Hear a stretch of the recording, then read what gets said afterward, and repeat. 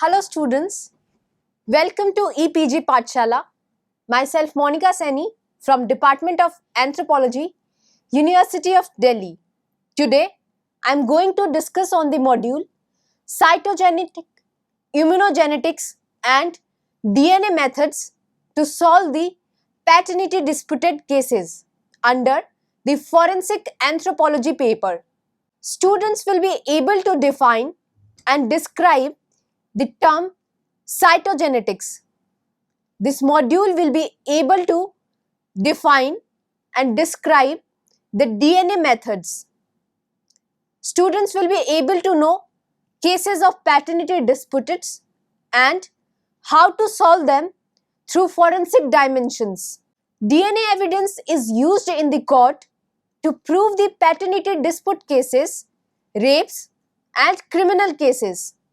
In paternity cases, if a particular man has allele which is strongly matching with child's allele at certain locus, then he cannot be excluded from the paternity disputes. In some cases, it also seems that close relatives will be more likely to have the child's paternal alleles. Forensic genetics have focused on the Y STR markers which are available for population genetics and forensic investigation. In this module, discussion about the paternity dispute cases, how cytogenetics is useful to determine certain cases related to forensic investigation, and the methods of DNA extraction will be discussed. The rapid development in the technology such as STR typing technology has increased power to identify real fathers, thus providing the objective evidence for solving civil and criminal cases. Cytogenetic is the study of the cell chromosome and their role in hereditary structure. The term chromosome was coined by Walder in 1888. Several discoveries were made to correct the numbers of the chromosomes. In 1955, two scientists in Sweden, Lund and Tiso, were experimenting with the culture of embryonic lung cells and established 46 correct number of chromosomes. This study was confirmed by other scientists, Ford and J. A. Hamilton, on studies on human spermatocytes. Chromosomes are 46 in number. Out of these 23 pairs, 22 pairs constitute the autosomes and are similar in males and females. 23rd pair of chromosomes are known as sex chromosome. Female chromosome are XX and males has XY chromosome in the 23rd pair of chromosomes. Later, in 1960, a group of scientists working in Denver, in Colorado in USA, adopted a system for classifying and identifying the human chromosome according to the length, position of centromere as metacentric, submetacentric and acrocentric.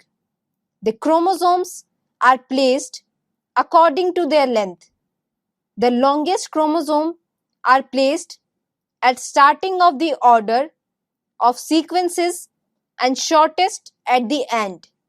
This system is referred to as Denver system. Chromosomes are divided into 7 groups according to the numbering order. Chromosomes are placed as Group A, Group B, Group C, Group D, Group E and Group F and G. In the Group A, chromosome pairs include from 1 to 3 chromosome.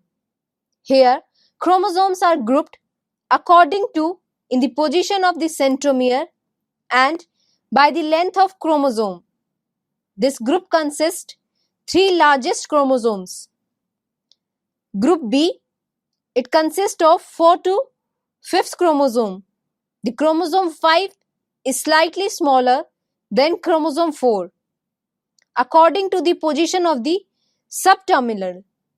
In the group C, it consists of 6 to 12th chromosome. Chromosome 6, 7, 8 and 11 are metacentric, while 9, 10 and 11 are subterminal. In the group T, it consists of 13, 14 and 15th chromosome. Group E consists of 16 to 18 chromosome. Group F include 19 and 20th chromosome. And finally, the group G, it includes 21st and 22nd chromosome. Now, I'll be talking about the bending patterns in human chromosomes.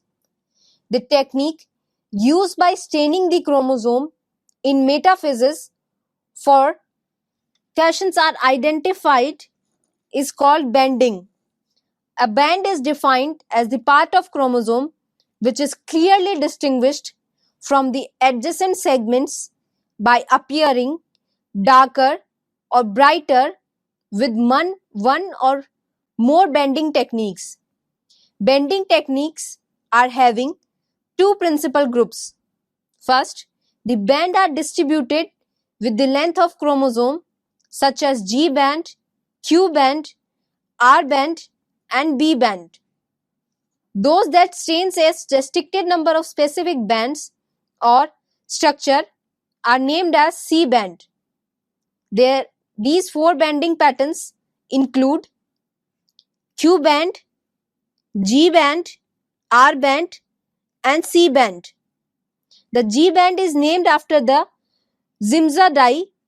In G band, dark regions tends to be heterochromatic. R band, that is reverse of Zimza, the dark regions are euchromatic and bright regions are heterochromatic. Whereas C band is constitutive heterochromatin. Now, I'll be discussing the abnormal chromosomes. Human chromosomes are 46 in numbers. Chromosomal abnormalities are studied based on autosomal aberrations and sex chromosomal aberrations. The autosomal aberrations include number and structure of autosomal chromosomes. Autosome means autosomal body chromosome. Numerical autosomal aberration include aneuploidy and polyploidy. This figure is depicting different type of chromosomal aberration in men. Basically, it can be divided into two categories: aberrations which are found in autosome chromosome and aberrations which are found in the sex chromosome. The autosomal aberrations can be further segmented into numerical autosomal aberration and structural autosomal aberration. The numerical autosomal aberration consists of aneuploidy and polyploidy, whereas structural autosomal aberration consists of translocation, deletion, insertion, inversion, ring aberration and isochrome. Whereas the sex chromosomal aberration include numerical sex chromosomal autosomal aberrations. The table is depicting various kind of chromosomal abnormalities. Normally, the male's chromosomal composition is XY and the female's chromosomal composition is XX. In case of Turner syndrome, the chromosomal composition is XO. In the case of Klinefelter syndrome, the chromosomal composition is XXY. In the triple X syndrome, the female is having triple X chromosomal composition. In case of Down syndrome, that is trisomy 21, the clinical symptoms include mongoloid idiocy, and it is named after the Langdon Down, epicanthus skin eye fold, protruding tongue, short stature, mental retardation, transverse palmar crease are important symptoms of trisomy 21. Whereas in case of trisomy 18, which is also referred as Edward syndrome, the symptoms are deformed ear, defective heart, and mental retardation. Trisomy 13, which is referred to as Patau syndrome, clinical symptoms include several body malformation, small head, and small eyes, cleft palate. Y chromosome is very useful for testing the paternity.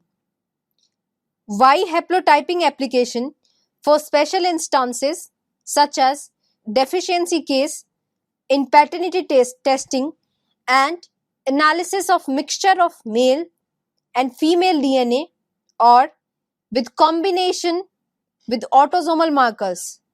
It is useful in the cases like violent crimes done by the males in sexual offences. So, at crime scene, culprits leave samples usually informative of the Y markers in the rape cases. In the case of paternity of son, it is in question.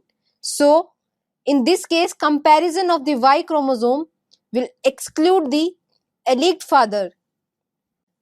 Y chromosome are found only in male sex and it passes from father to son. Y chromosome is paternally inherited and haploid. It's haploid, so it cannot recombine with other at meiosis phase. It can be done by using DNA polymorphism. Y polymorphism and Y chromosome tree consist of binary polymorphism, microsatellite and minisatellite, and haplotypic diversity. Now, I will be talking on practical applications of Y markers. Y markers are using small PCR amplicons. Y chromosome is suited for analysis of DNA samples. Characteristic of PCR is that it is large cluster of repetitive units. Y chromosome analysis for paternity testing. In the case 1, alleged father was not available. Some of the relative paternal uncle of putative son was available. These people were taken for Y chromosome marker test.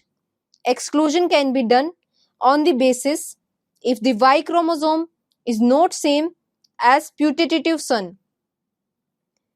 In the second case, that is of rape case, semen of attacker is mixed victim cells, then sperm nuclei of attacker are separated from the component of female victim by the differential lysis of cell types. If in this case, this method doesn't give the result, then victim female profile is separated from the attacker's profile and the autosomal marker is used for analysis issued. On the other hand, in such cases of rape, Y-specific analysis allows attackers' haplotype to be determined. In case like multiple rapes, microsatellite of Y-specific allows to be determined the number of attackers. Y chromosomal markers will be very useful in analysis of other kind of mixtures such as blood saliva and blood composition. Slide number 13. Now I will be describing the structure of DNA. DNA is basically made up of long molecules that contain coded instruction for the cells. DNA contains long molecule chains. The link of the chain is in pieces and called nucleotides. These nucleotides are also referred as bases. There are basically 4 types of nucleotide called adenine, guanine, cytosine and thymine. The backbone of DNA is made up of phosphate. The diagram is showing you the typical double helical structure of DNA. The principal component of DNA include base pairs such as adenine, thymine, cytosine, guanine and the backbone, that is phosphate backbone. There are basically 3 types of techniques that are used for identification of testing. The first technique is DNA profiling, second is DNA fingerprinting and third is DNA typing. Now, you will be acquainted with the history of DNA fingerprinting. In the beginning, the identification of a person was done through the ABO blood group system. Later, new markers were discovered on the basis of the protein serum and red blood cell enzymes. Later, Sir Alex Jeffrey invented DNA fingerprinting techniques. DNA fingerprinting is a technique to determine the sequence of nucleotide in certain areas of DNA. The sequences of nucleotides are unique to individual person. Every person has unique fingerprinting. DNA fingerprints are same for every cells, tissues and organs of the individual. Fingerprints cannot be changed throughout the lifetime. Individual person can be distinguished by the entire genomic DNA sequences. The paternity determination consists of a number of steps. In the first step, the blood samples taken from the paternity case are studied by protein such as RBC protein and human leukocyte antigen typing. In the second step, DNA fragments are then cut by the enzymes restriction endonucleases. Then next, the fragments of the DNA are done by the agarose gel electrophoresis hybridized with radioactively labeled DNA probes. And finally, the size of the alleles detected by these 2 probes. Now, I'll be talking on techniques which are used for DNA fingerprinting. The DNA fingerprinting techniques consist of various steps. In the first step, DNA is extracted from the white blood cells, spermatozoa, skin and from the hair. Hair that is forcefully pulled out or natural fallen. From the root of the hair, DNA is extracted. Then DNA molecules are cut into fragments by the chemical knife with the help of restriction endonucleases enzyme. This fragment of DNA also contain the variable number of tandem repeats. On the gel electrophoresis, the fragments are separated according to the size. The diagram is illustrating the process of gel electrophoresis. In the first step of gel electrophoresis, restriction enzyme cleave the DNA into smaller segments of various sizes. These DNA segments are then loaded into wells in a porous gel. The gel floats in a buffer solution within a chamber between 2 electrodes. When an electric current is passed through the chamber, DNA fragments move toward the positively charged cathode. And finally, the smaller DNA fragments move faster and farther than larger DNA segments. After separation of DNA fragments, according to the size, the particular size of the fragment which contain variable number of tandem repeats multiplied by the polymerase chain reaction technique. To split them into single strand of the DNA, they are treated with the alkaline chemicals. Then the single strand of DNA are transferred to the nylon membrane. On the nylon membrane, radioactive probes of the DNA consisting the possible variable number of tandem repeats are put. The nylon membrane are washed to extra probes. This process involves Southern blotting technique. It is named after the inventor E.M. Southern. The method of hybridization of DNA with the probes is called Southern blotting. On nylon membrane, X-ray film are exposed to probes of the DNA to mark the places where radioactive probes of DNA are bound to DNA fragments. The places are marked as dark band after X-ray film is developed. This technique is known as autoradiography. On the X-ray films, the dark band represent the DNA fingerprinting or DNA profile. Now, I will tell you different applications of DNA fingerprinting. DNA fingerprinting is very useful in identification of the human remains. It can also be used in paternity-maternity dispute, in studying the relation with the ancient humans, accused and convicted fellows. They can be set free because of DNA typing. It is useful in detection of the crime and legal pursuits, in the determination of the bone marrow transplant, in proving the relatedness of immigrations, in lineage markers, in identification of hereditary disease, and it can also be helpful in individuality of uniqueness determination. Paternity determination through allele frequency distribution of highly polymorphic DNA sequences. In this determination of paternity, blood samples are collected from the paternity cases. Sample types for blood group, human leukocyte antigens, and series of protein polymorphism for the inclusion of the paternity probability of alleged father are calculated using allele frequency.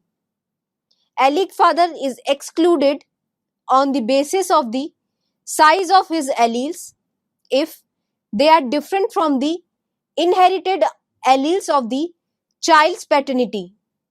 This is done by taking each individual's phenotype alleles. Blood samples are collected, then cases of paternity samples of DNA are digested with EcoRI or TechI and loaded into agarose gel for fractionation. If there are no detectable difference between one of the alleles of the alleged father and child, then there is a probability of his being biological father of the child. Students, now I'll be describing different principles of DNA fingerprinting. Human genome consists of several small known coding and inheritable sequences of the bases. These sequences of bases are repeated several times. The sequence occur near Y chromosome, heterochromatin area, centromere and telomere. The area where sequence of DNA is repeated many times are called repeated DNA. Repeated DNA is separated as satellite from the bulk of DNA by centrifugation, density gradient, and this is called satellite DNA. The repetition of the basis of satellite DNA is called tandem. Satellite DNA shows the polymorphism segment. Short nucleotide repeats, since the DNA are very specific in each individual and they are vary in number from person to person, and this is called VNTR, that is variable number of tandem repeats. These are also known as mini satellite. This is used as genetic markers for each individual in personal identification. Next, I'll be talking on paternity testing with locus incompatibility. A case study of single nucleotide polymorphism, STR efficiency in paternity testing with locus incompatibility methods used for this test is based on the short tandem repeats, loci analysis to observe the more common incompatible STR locus. In this process, DNA samples from the paternity case were extracted, then single nucleotide protein and CSF1PO genotyping was done. Single nucleotide protein, short tandem repeat haplotype analysis, DNA sequencing, and finally done with statistical analysis. Here, observation for paternity test is that SNP-STR can be applied for paternity testing. The power of SNP-STR is much greater than the alone STR and SNP alone. SNP are also useful and they determine distinguishability between father from uncles. Now, I will tell you one of the case of paternity dispute from Hyderabad. In this case, the husband's plea is that he had no access to the wife when the child was begotten can be provided by the DNA test report, and in the face of it, court was not able to decide the fatherhood of a child. Then court decided to send them for the DNA test for scientific results. When the scientific reports proved to the contrary, and further the innocent child may not be bastardized, as the burden is on the mother to prove that the revision petitioner is the father.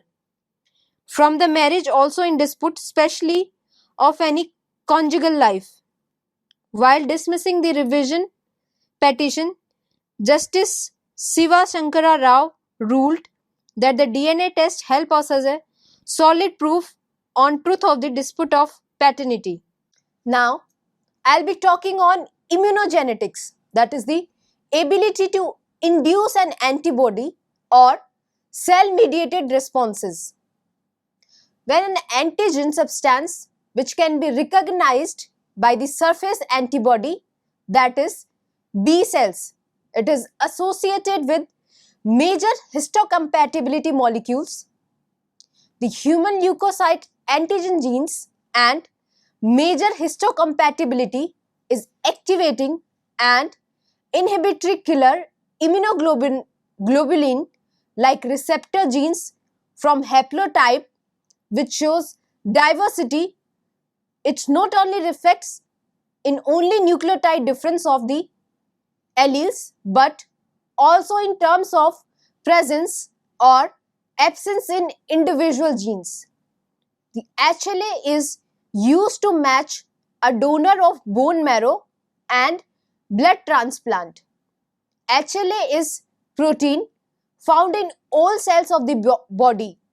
The immune system uses HLA as markers to know which cell belong to one individual's body or not.